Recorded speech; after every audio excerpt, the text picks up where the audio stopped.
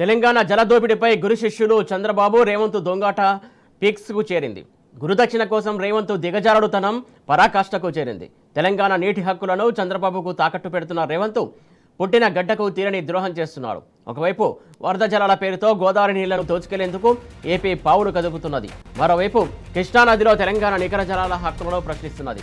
తెలంగాణలో ప్రాజెక్టులపై చంద్రబాబు కేంద్రానికి ఫిర్యాదుల మీద ఫిర్యాదులు చేస్తూ అడ్డుకుంటున్నాడు. వరద జలాల పేరుతో నీళ్లు కొల్లగొట్టి తీరుతానని చంద్రబాబు దబాయిస్తున్నాడు.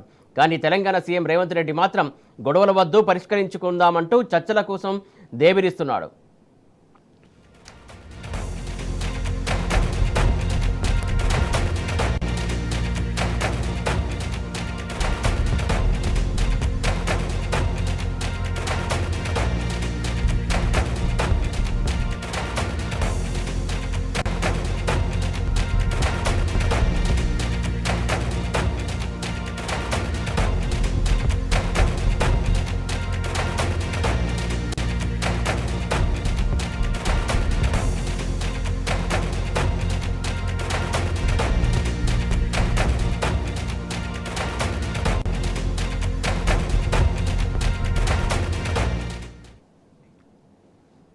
ఒక నదీ పరివాహక ప్రాంతంలో ఎగువన ఉన్నవాడిదే డామినేషన్ ఉంటుంది. కానీ రేవంత్ సర్కారు అసమర్థత మూలంగా తెలంగాణ పరిస్థితి తారుమారైంది.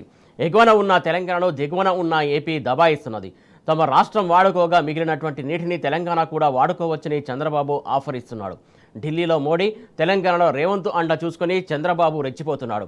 ఒకవైపు వరద జలాలపై ప్రాజెక్టులు కట్టేందుకు పావులు కదుపుతూ మరోవైపు నికర జలాలు తెలంగాణ వినియోగించుకుంటూ కుట్రలు చేస్తున్నాడు.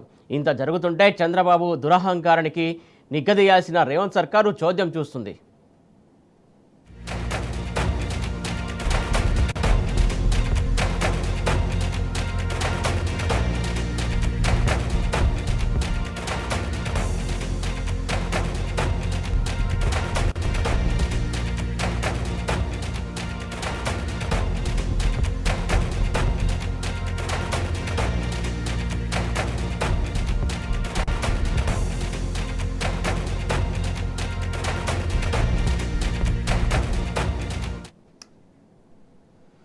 కృష్ణా జలాల మీద మ్యాచ్ ఫిక్సింగ్ నాటకాన్ని గురు శిష్యులు చంద్రబాబు రేవంత్ రక్తి కట్టిస్తున్నారు. ఇటీవలే ఇద్దరు మాట్లాడిన మాటలే వారి మిలాఖతు బండారాన్ని బట్టబయలు చేసింది. ఎగువ రాష్ట్రంగా దబాయించి నీళ్లు తీసుకోవస్తున్నటువంటి రేవంత్ బాబు నీళ్ళు ఇవ్వండి అంటూ కాళ్ళ బేరానికి దిగి దేవరిస్తున్నాడు. చుక్క నీరు వదులుకునేది లేదు అని చంద్రబాబు హూంకరిస్తున్నాడు. నీళ్ల కోసం యుద్ధాలు చేయాలన్న ఇంగిత జ్ఞానాన్ని వదిలేసిన రేవంత్ రెడ్డి తెలంగాణ జల హక్కులను ఏపీకి ధారాదత్తం చేస్తున్నాడు. నాకు కావాల్సింది గొడవలు కాదు, నా జాతి ప్రయోజనాలు, తెలుగు జాతి ప్రయోజనాలు, నన్ను ఎన్నుకున్న ఆంధ్రప్రదేశ్ రాష్ట్ర ప్రయోజనాలు ఎట్టి పరిస్థితిలో ముందుకు తీసుకుపోతారని మరొక్కసారి హామీ ఇస్తున్నా. మీకు పంచాయతీలు కావాలన్నా నీళ్లు కావాలన్నా అని ఎవరైనా నన్ను అడిగితే తెలంగాణ రాష్ట్రానికి నీళ్లు కావాలని నేను కోరుకుంటా. మీకు వివాదాలు కావాలన్నా, మీకు పరిష్కారం కావాలన్నా అంటే నేను పరిష్కారం కోరుకుంటా. నీళ్ల వివాదం ముసుగులో రాజకీయ ప్రయోజనం పొందాలి అని మా ప్రభుత్వం, మా పార్టీ భావించడం లేదు. రెండు రాష్ట్రాల మధ్యలో ఉండే సమస్యల్ని శాశ్వతంగా పరిష్కరించాలి అని నీళ్ల విషయంలో వివాదాలు, నీళ్ల విషయంలో రాజకీయ లబ్ధి కోసం ఆలోచన చేయొద్దు. రాజకీయాలకు అతీతంగా మనం ఈరోజు ఆలోచన చేసుకొని పరిష్కరించుకోవాలి. ఈ పరిష్కారాలకు చర్చలు ఒక్కటే పరిష్కారము. భౌగోళికంగా కృష్ణా బేసిన్లో తెలంగాణ ఎగువన ఉన్నదనే విషయాన్ని సైతం సీఎం రేవంత్ రెడ్డి మరిచిపోయిండు. వాస్తవానికి శ్రీశైలం జలాశయం నుంచి నీటిని ఎత్తిపోసుకునే స్వేచ్ఛ తెలంగాణకు పుష్కలంగా ఉన్నది. అలాంటప్పుడు ప్రాజెక్టులు పూర్తి చేసుకుని ఏపీ ముఖం మీద కొట్టినట్టుగా తెలంగాణ రైతులకు కృష్ణా జలాలను అందించవచ్చు. కేసీఆర్ ప్రభుత్వం అదే చేసింది. భౌగోళికంగా ఉన్నటువంటి సానుకూలతను అడ్డం పెట్టుకుని ఏపీ పోతిరెడ్డిపాడు ద్వారా ఇష్టానుసారంగా నీటిని తరలించుకుపోతున్నది. అయితే శ్రీశైలం జలాశయంలో 541 అడుగులకు పైబడి నీటి మట్టం ఉంటేనే పోతిరెడ్డిపాడు ద్వారా జలాలను తరలింపు సాధ్యమవుతుంది.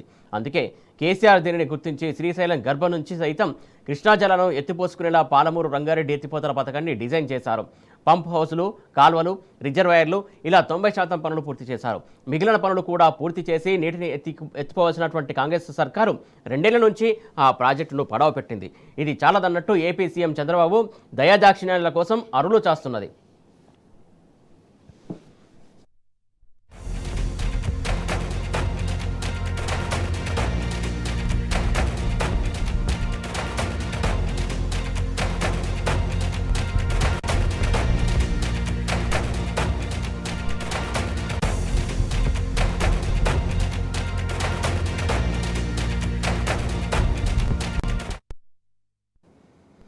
తెలంగాణ అంటే చంద్రబాబుకు నిలువెల్లా విషయమే. 2 కళ్ల సిద్ధాంతం పేరుతో పైకి నటిస్తూ తెలంగాణ ఏర్పాటును అడుగడుగునా కుట్రలు చేసిన చరిత్ర చంద్రబాబుది. తెలంగాణ ఏర్పాటుని జీర్ణించుకోలేనటువంటి చంద్రబాబు ఇప్పుడు తెలుగు రాష్ట్రాలు, తెలుగు జాతి అంటూ కొత్త డ్రామా మొదలుపెట్టాడు.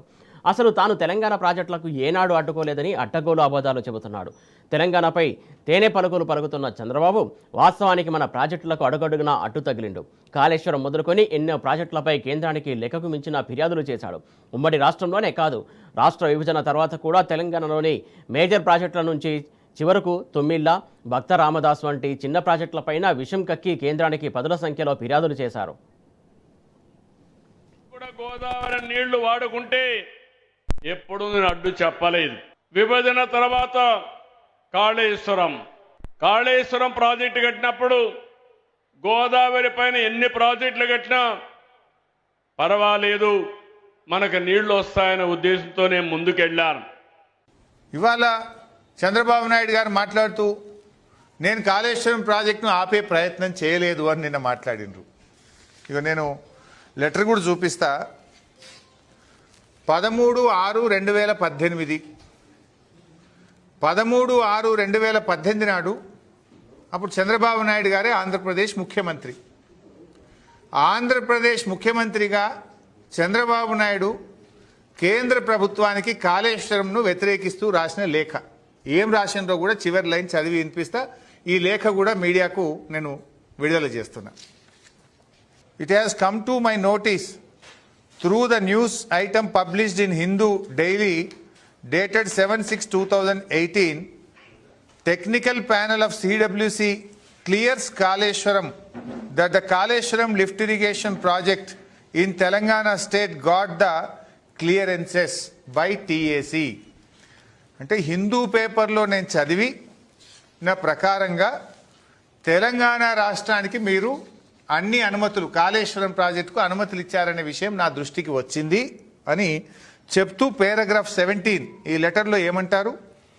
The state of Andhra Pradesh express it's regret over the manner in which the process of clearing the said project was conducted in a non transparent manner that is ప్రిజుడిషియల్ in the interests of the lower riparian state dependent and flows from the upper state of Telangana. మీరు కాళేశ్వరం ప్రాజెక్టుకు అనుమతులు ఇవ్వడం పట్ల మా తీవ్రమైన విచారాన్ని వ్యక్తం చేస్తున్నాము. తెలంగాణ ప్రభుత్వాన్ని ఆదేశించి కాళేశ్వరం ప్రాజెక్టు పనులు ఆపివేయాలి అని చెప్పి ఇది ఆంధ్రప్రదేశ్ ప్రభుత్వం చంద్రబాబు నాయుడు గారు ముఖ్యమంత్రిగా ఉన్నప్పుడు కాళేశ్వరం ప్రాజెక్టు మీద రాసినటువంటి లేఖ.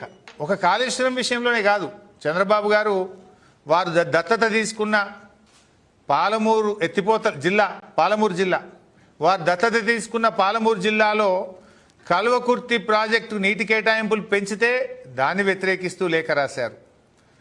పాలమూరు ఎత్తిపోతల పథకాన్ని తెలంగాణ ప్రభుత్వం ప్రారంభిస్తే దాన్ని వ్యతిరేకిస్తూ లేఖ రాశారు. అట్లా దిండి ఎత్తిపోతల పథకం మీద నల్గొండ జిల్లా ఫ్లోరైడ్ ప్రాంతానికి నీళ్లు ఇచ్చే దిండి ఎత్తిపోతల పథకాన్ని కూడా వ్యతిరేకిస్తూ కేంద్ర ప్రభుత్వానికి లేఖ రాశారు. ఇటీవల అసెంబ్లీలో సీఎం రేవంత్ రెడ్డి రాయలసీమ ఎత్తిపోతల పథకం పనులు తానే ఆపించారని ప్రగల్భాలు పలికాడు. కానీ అసలు రాయలసీమ ఎత్తిపోతల పథకంపై రేవంత్ కొట్టినటువంటి గప్పాలు నిజం కావని ఏపీ సర్కారు స్పష్టం చేసింది. ఆ మరుసటి రోజే ఏపీ సీఎం చంద్రబాబు తెలంగాణకు చెందినటువంటి 16 ప్రాజెక్టులపై కేంద్రానికి లిఖితపూర్వకంగా ఫిర్యాదు చేశారు. తాను తెలంగాణను దూషించే బాబును అని మరోసారి రుజువు చేసుకున్నారు.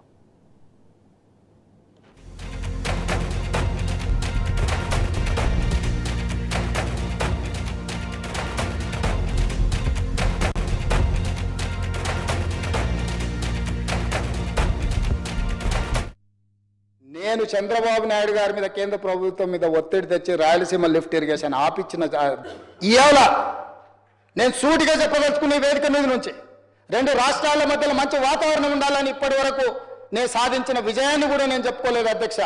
సూటిగా చంద్రబాబు నాయుడు గారికి విజ్ఞప్తి చేసిన నేను, రాయలసీమ లిఫ్ట్ ఇరిగేషన్ మీరు ఆపితే మేము ఏదైనా విషయాల మీద చర్చకు వస్తాము, లేకపోతే మీతో చర్చించడానికి అవకాశం లేదు. మొట్టమొదట 3 TMCలు పర్ డే అక్రమంగా నిర్మిస్తున్న రాయలసీమ లిఫ్ట్ ఇరిగేషన్ పనులను మీరు ఆపండి అని మేము వారిని క్లోజ్డ్ రూమ్ లో అడిగితే మా మీద గౌరవంతో రాయలసీమ లిఫ్ట్ ఇరిగేషన్ ఆపేసింది అధ్యక్ష. కాంగ్రెస్ ప్రభుత్వం 2 ఏళ్లుగా నదీ జలాల అంశంలో అనాలోచిత వ్యాఖ్యలు చేస్తూ నిర్ణయాలు తీసుకుంటూ చివరికి తెలంగాణ పుట్టినే ముంచుతున్నదని సాగునీటి రంగ నిపుణులు ఆందోళన వ్యక్తం చేస్తున్నారు. ఒకవైపు సముద్రంలో కలిసే 300 TMCల గోదావరి జలాలను విశాఖ ఇతర ప్రాంతాలకు తరలిస్తానంటూ ఏపీ సీఎం చంద్రబాబు వ్యాఖ్యానిస్తున్నారు. దానిని ప్రశ్నించకుండా సీఎం రేవంత్ రెడ్డి చర్చల కోసం దేవరించడం మరిన్ని అనుమానాలకు తావిస్తున్నది. గురు శిష్యుల దొంగాటతో తెలంగాణకు తీవ్ర నష్టం కలిగిస్తున్నారంటూ విమర్శలు వినిపిస్తున్నాయి. అంటే ఈ ఎన్నికల తర్వాత జరిగిన పరిణామం ఏంటంటే 2014 నాటి పరిస్థితి మళ్ళీ పునరావృతమైంది. అప్పుడు బ్యారేజీలు కట్టగా నీళ్లు పోయినాయి, గలగల గోదావరి తరలిపోయింది. ఇప్పుడు బ్యారేజీలు కట్టినాక కూడా గలగల గోదావరి తరలిపోయింది.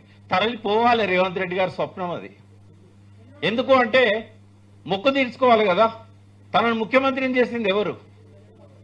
చిన్న పిల్లాడని చెప్తాడు తెలంగాణలో.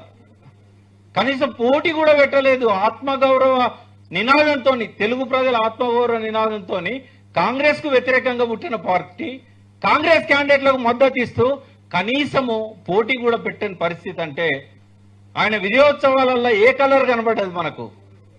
మరి ఆయన రుణం తీర్చుకోవాల్సిన బాధ్యత ఉందా లేదా రేవంత్ రెడ్డికి?